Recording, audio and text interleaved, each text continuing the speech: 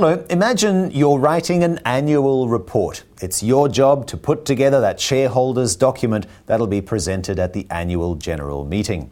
What title would you give the document? Well, obviously it has a lot to do with how the company performed in the year under review. So when we look at Keppel Corporation's annual report, there are a number of things that we can read out of this very short title, Configured for Growth, because there are a number of underlying stories behind this title. First, the year under review, 2013, really was a difficult year. In fact, the chairman in his message said that it was a year fraught with uncertainties. And as you know, you can't really argue with a word like fraught. The problem, though, is that Keppel, obviously, with its 45-year history, has to keep moving forward. And when you have such a long track record, investors might be better off just looking for the company to remain on that safe and secure growth path rather than looking for something extraordinarily exciting or completely out of the box. And so it is once again with Keppel. When they say configured for growth, what they really mean is that they'll just keep going the way they are. In other words, not make any radical changes, stick to their knitting, just make sure that what they already do and have been doing gets even better. And that leads me to the third point, that even though 2013 wasn't a great year and they're going to stick to their knitting, there are some parts of the business that look like they do need fixing, and as you'll see in a moment, they are setting about fixing them. So those are the three main themes. Poor year in the past, looking just to stabilize the business and make sure that it all moves along on the previously known trajectory, and making changes where they are required. The other thing that's really interesting about Keppel Corp's annual report is the fact that the chief executive, here he is, having taken over from Chu Xiaobeng earlier this year, 1st of January was his first day on the job, has in fact subjected himself to an interview. And you can read all about it here in the early parts of the annual report, stretching over several pages, in fact, where Lo Chenhua explains what his strategy is going to be. Now, the questions that he was asked, in some instances, weren't terribly out of the ordinary, such as this one. You know, what are some of your top priorities since you came on board as CEO? But the questions and the veracity of the questions does get stronger. Check out this question, which he answers. What are your views on the competition in the offshore and marine business? How will Keppel differentiate itself and maintain an edge over bigger rivals in China and Korea? That's really nailing the issue, because the Chinese and the Koreans have been eating Keppel's lunch in some cases.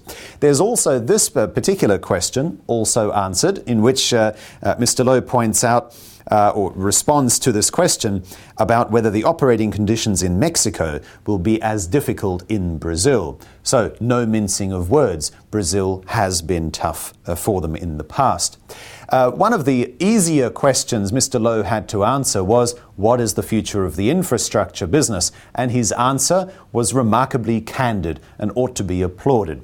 In it, he says that the performance of the Doha North and Greater Manchester EPC projects, infrastructure projects, which are well documented for not having gone their way, are not in keeping with the group's enviable record for on-time, on-budget project execution, he says, and lessons have been learnt. That's what it says here in that paragraph. He goes on to say that they'll continue to build, own and operate infrastructure projects, but only where they have stronger technical knowledge and deeper understanding of the markets and key value chains. So I commend you this interview. It's, as I say, unusual for a chief executive to be quite so candid and not cast the review of the year that's been in just, chief executive's message, but actually in the context of an interview. I'm thrilled that there are some companies that enjoy being asked questions. But let's get on to the operating side. And when we look at the world map, you can see here just where Keppel Corp operates. At the top there in the middle, you can see those 4 bars where they have offshore oil and gas marine operations. Then there's the infrastructure part of the business, property, of course, and investments such as their 36% stake in K1 Ventures and their 20% stake in M1. So that's in the middle there at the top. And then you can see for the rest of the world map where those operations are. What's interesting, though, is the revenue number in the top left corner over there, because that tells you that the revenue has gone to around $12.4 billion, and it very clearly says that that has been on the downside for 2013. When we then go to this page over here, you'll see this in the annual report. The difficulties that the difficult nature of the year just gone is really spelt out very clearly. There we are again, revenue $12.4 billion, a decrease of 11%.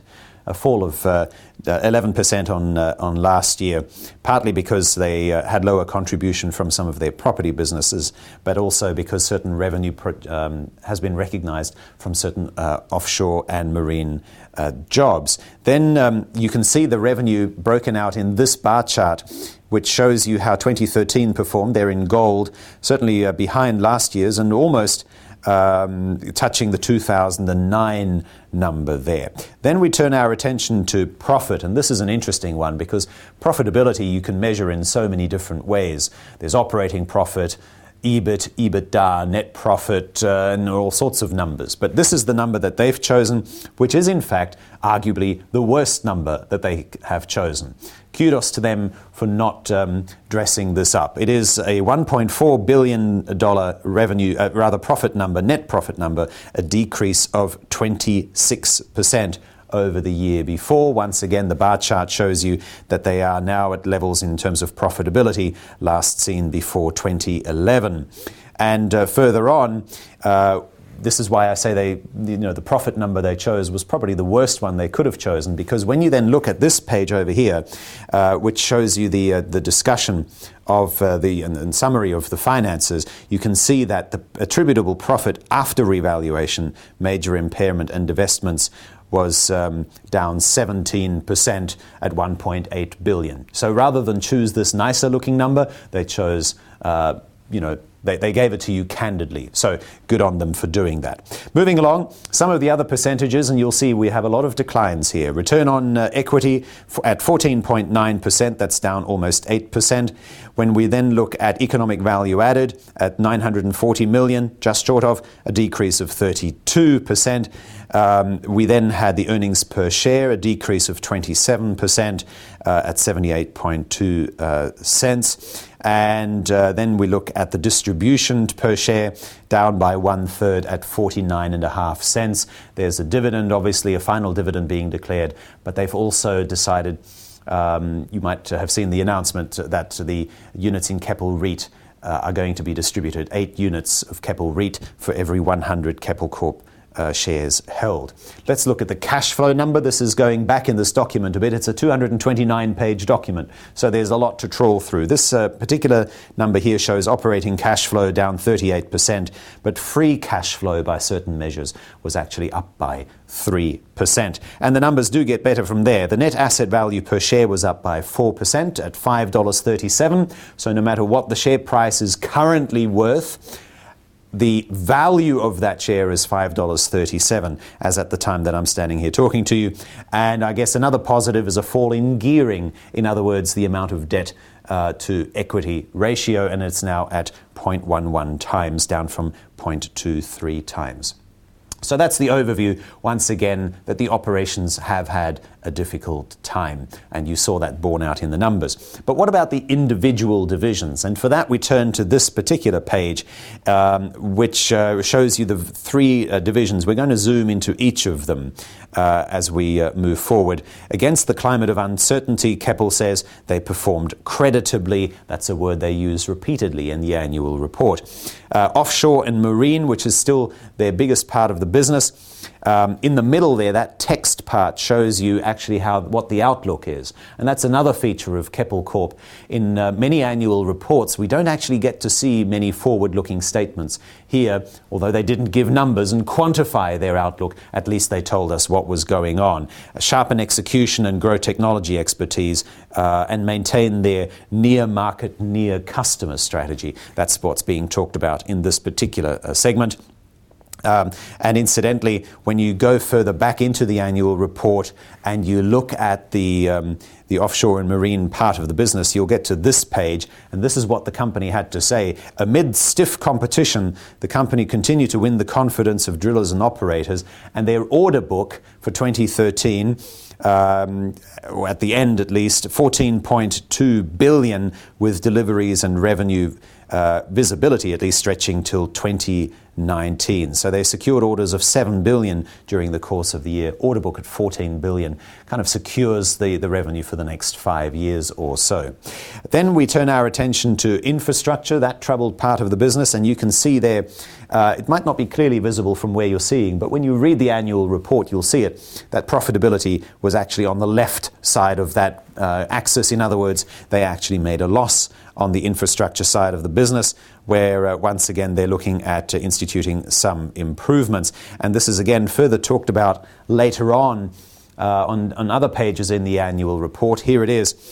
They continue to face challenges with Doha and Greater Manchester projects. They had to take additional provisions at the year end, and they go on to warn that while they deem the provisions as necessary and adequate, they cannot be certain until the projects are completed. So we might not yet have heard the end of the bad news of the infrastructure division.